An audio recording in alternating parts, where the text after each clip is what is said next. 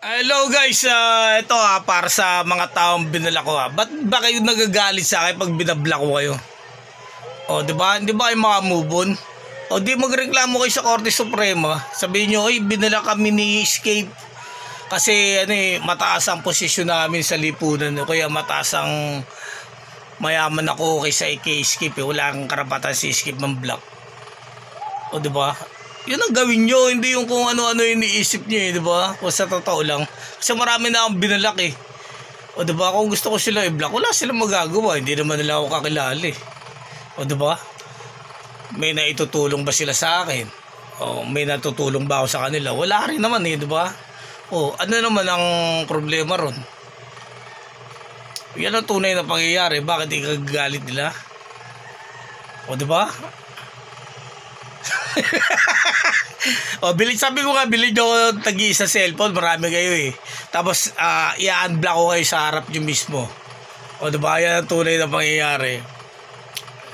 Kasi kasi hindi nyo naman lahat na kontrolado lahat ng tao sa mundo.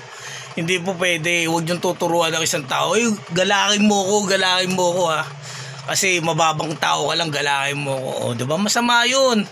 Yan ang tunay na pangyayari. Alabang sabihan mo, galakay mo, respetuhin mo ako Kala nyo magandang salita yun. Hindi, kusang dumarating yun.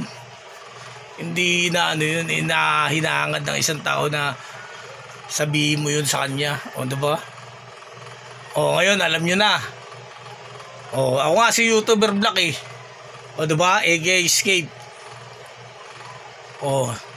Yan sabi ko sa iyo. Walang personalan dito. Bakit sasabihin nyo na may kinalaman sa mga bagay-bagay na kayo lang naman nakakaalam yan?